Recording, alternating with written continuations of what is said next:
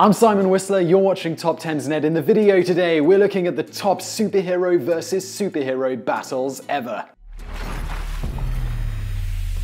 Now, the most recent battle on this list is nearly 10 years old, but I do feel compelled to warn you that there are going to be pretty massive spoilers ahead. We are going to be telling you the outcomes of these battles, so if you haven't read one of these comics and don't want to know, you can look away. Please don't complain that we didn't warn you in the comments. This video is going to boldly tell you what we think are the greatest superhero battles that ever graced the pages of comics. We made some very unflinchingly bold choices on what to include here, as well as which fights to leave out, and we fully expect that people are going to disagree about this, so if you have anything to say, you can leave that in the comments below. That is the perfect place to air your grievances. For now, let's just get on with the video. The top 10 superhero versus superhero battles in comics. Number 10. Human Torch vs. Submariner from 1940. In Marvel Mystery Comics numbers 8 through 10, comic book fans got a glimpse for the first time that characters might inhabit a shared universe.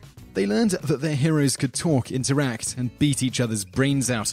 The premise is that the surface world has asked Prince Namor, the Submariner, to lend his power to humanity. By lend his power to humanity, they meant willingly sit down to be electrocuted. As a result of this rather silly mix-up, the Submariner decides to destroy New York City. This brought the Submariner into conflict with the original android Human Torch. This setup allowed the two heroes to engage in glorious battle. The fire versus water battle raged to a glorious standstill, which the writers appeared not to have a good solution for. The battle reached a standstill when Namor put the Human Torch in a 2-ton transite case. The trouble was that the Submariner could not leave the Human Torch in the transite case. The Submariner also could not let the Human Torch out of the transite case, due to the immediate threat of incineration. How did the writers respond to this predicament? In the defining moment of the fight, the writers appealed directly to the children reading the battle. They end the 9th issue basically asking, "Hey kids, what's your solution?" The 10th issue devotes exactly one page to stating that there was no good way out of the fight. Fortunately, Betty showed up and convinced them to hug it all out. Number 9. Captain America vs. Iron Man from 2007. Civil War number 7 featured the ending battle of the Civil War storyline in Marvel Comics. If you're not familiar with the storyline, the creation of a Superhero Registration Act to identify superhumans and their superpowers divided the superhero community. Notably, Iron Man was pro-Superhero Registration Act and Captain America was anti-Superhero Registration Act. This conflict will also be highlighted in 2016 cinematic release Captain America Civil War. After all attempts at negotiations broke down, there was a battle that spanned from the negative zone into our dimension of existence. The battle culminated in a personal struggle between Captain America and Iron Man. Captain America incapacitated Iron Man and proceeded to use his shield to crack open Iron Man's helmet. Captain America had won the fight for all intents and purposes. However, the defining moment of the battle was when ordinary rescue workers rushed Captain America to stop him from beating up Iron Man. Captain America realized that he had lost public support and removed his mask. Captain America then turned himself into the authorities because he is a soldier first and foremost. Steve Rogers knew that he had won the battle, but in the process, Captain America knew he had lost the Civil War. Number 8. Batman vs. the Punisher from 1994. The following statement is going to be seen as heresy by many comic book fans. The Batman vs. Superman fight from The Dark Knight Returns number 4 has no place on this or any other greatest superhero versus superhero fight list. The choreography is so sparse that they had to add 2 minutes to it in The Dark Knight Returns movie just to make the fight seem interesting. Superman held back the entire fight and wanted no part of fighting Bruce. To make a great fight, both combatants have to at least want to fight. Additionally, the Kryptonite arrow essentially reduced the whole fight to Bruce Wayne beating up on Clark Kent. This is literally the 4 most overhyped pages ever to be put in a comic book.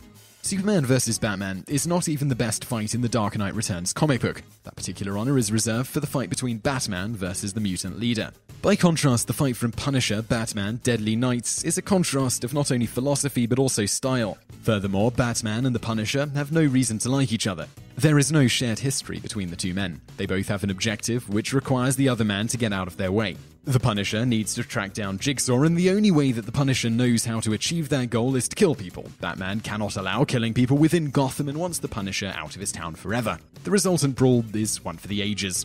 The fight is crystallized by one exchange between the two men. The Punisher hits Batman in the face and Batman says, and I'm not going to try and mimic Batman's accent here, "I let you have that one because you probably think I deserved it."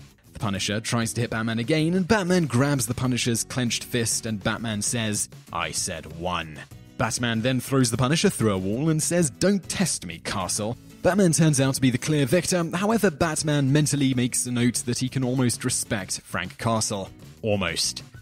Number 7. Superman vs. The Amazing Spider-Man from 1976.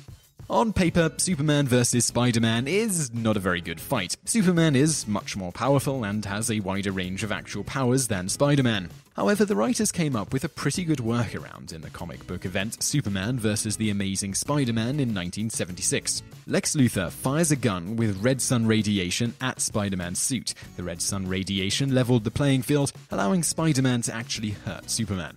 A classic crossover mix-up led to Superman blaming Spider-Man for kidnapping Lois Lane. The important thing was that readers were allowed to see the two most influential faces of the two most influential comic book companies trade a few blows. The battle's turning point was when Spider-Man started to lose the red sun radiation. Without a bit of cosmic help, the need for an amicable solution became apparent quickly to Spider-Man. Fortunately, Lex Luthor, working with Dr. Octopus, made sense to all of the parties involved. This also paved the way for all future crossovers between the two companies, starting with Batman vs. the Incredible Hulk in 1981. Number 6. Spider-Man vs. Wolverine from 1987. What if someone with spider powers lacked the moral code of Peter Parker? Today, we have the answer to that question in the form of characters like Venom and Carnage. The answer to that question was largely unknown in 1987 until you read Spider-Man vs. Wolverine. We learned several things about Spider-Man in this comic. We learned that Spider-Man could actually kill a normal human being with one punch. We also learned that the only thing stopping Spider-Man from being one of the most dangerous characters in the Marvel Universe was his moral code. Spider-Man basically stumbles into international espionage during the Cold War while simultaneously putting himself at odds with Logan. When they wind up fighting in a graveyard, Spider-Man is potentially more than Wolverine can handle. The defining moment of the fight is when Spider-Man lifts Wolverine up by the throat. Spider-Man can snap Wolverine's spinal cord at the neck. Even with Wolverine's healing factor, there is the possibility of paralysis. Wolverine knows that another opponent may have him in a potentially deadly position. They both know that Spider-Man will not exert the pressure to snap Wolverine's neck. Cooler heads prevail, and we got a glimpse of how truly scary Spider-Man would be as a villain or even an anti-hero. Number 5. Superboy vs. Superboy from 2006. On its surface, the premise for the fight between the two Superboys in Infinite Crisis number 6 appears fairly ridiculous. The modern Superboy goes by the name of Connor Kent. Connor is a clone whose DNA is a hybrid between the DNA of Lex Luthor and the DNA of Superman. If this had been a Spider-Man story, angry villagers would have rushed the comic book offices of Marvel with pitchforks and torches.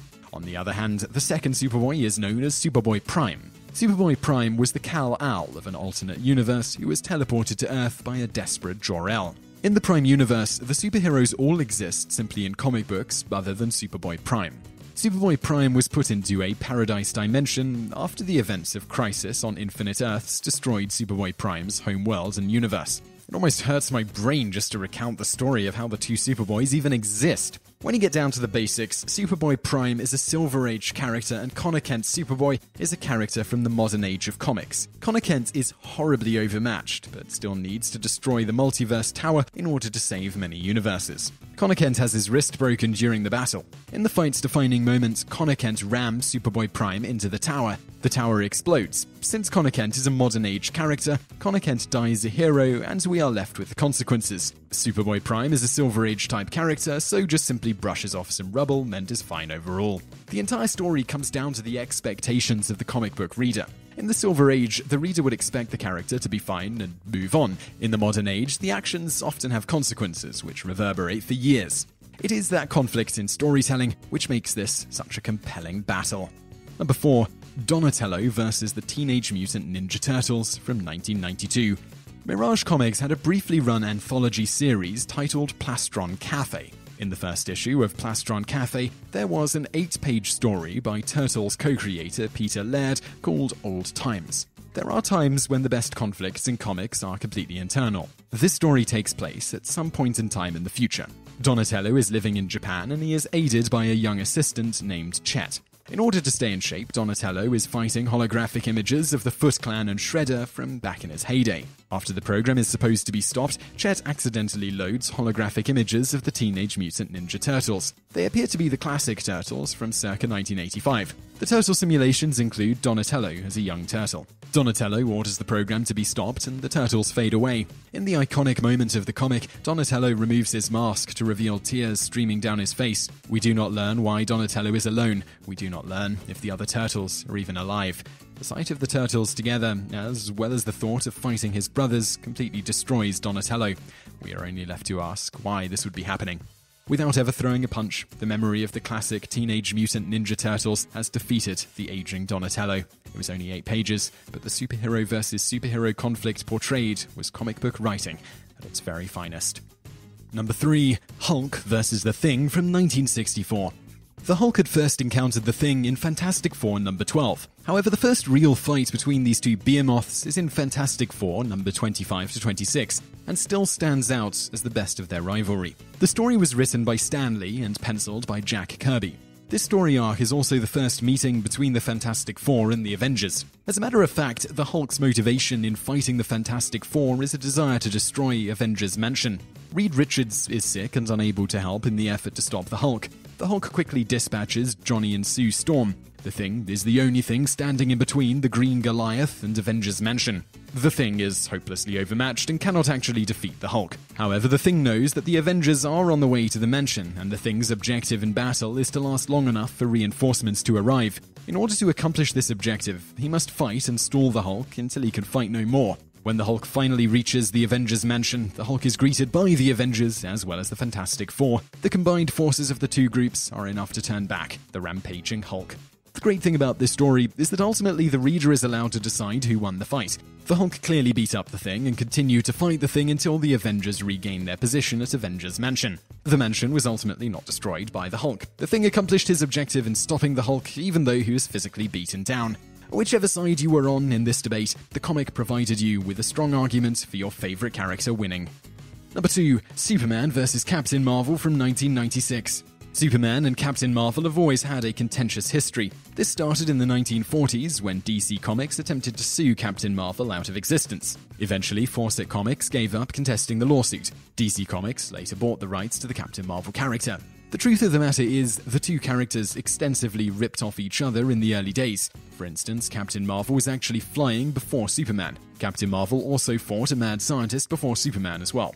Fans finally got a real chance to see these titans go at it in a comic book in Mark Waid and Alec Ross's Kingdom Come. The story of Kingdom Come is set in a possible future for the DC Universe. Billy Batson, aka Captain Marvel, has been manipulated by Lex Luthor for years. The final battle involves a jailbreak at a superhuman prison called the Gulag. Several factions of superpowered beings arrive to contain the situation, while the United Nations votes to drop nuclear bombs on all of the superhumans. This leads to the final battle between Captain Marvel and Superman.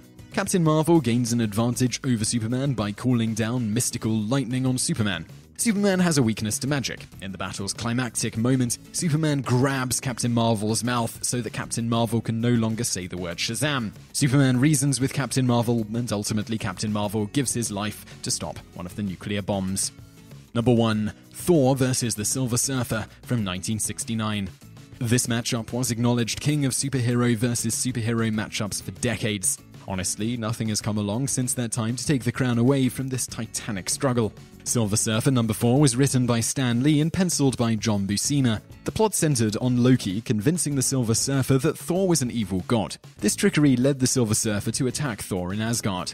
Unbeknownst to either side, Loki was enhancing the Surfer's power cosmic abilities with Loki's own power. Keep in mind, the Silver Surfer is not any type of weakling with only the power cosmic at his disposal. This misunderstanding led to several pages of Thor and Silver Surfer beating each other's brains in with a sense of purpose. Silver Surfer legitimately wanted to destroy the evil of the Thunder God, and Thor was trying to protect Asgard from destruction. The turning point came with the realization that Loki was behind the whole affair, and the two heroes saw the goodness in each other. All the readers were left with was a dream matchup and a fight for the ages. Thank you for watching that video about what we think are the top 10 superhero versus superhero battles. If you could add one to this list, I'm curious as to what it would be, or maybe you'd want to take one away because you think it's not that great. Leave us a comment in the comment section below. We do read them all and would love to know what you think. And if you like this video, please don't forget to like and do subscribe to our channel for brand new content 7 days a week. I'm also going to link up to a couple of our other comics lists on the screen, so if you want something else to watch right now, I would definitely check out those. Thanks again for watching.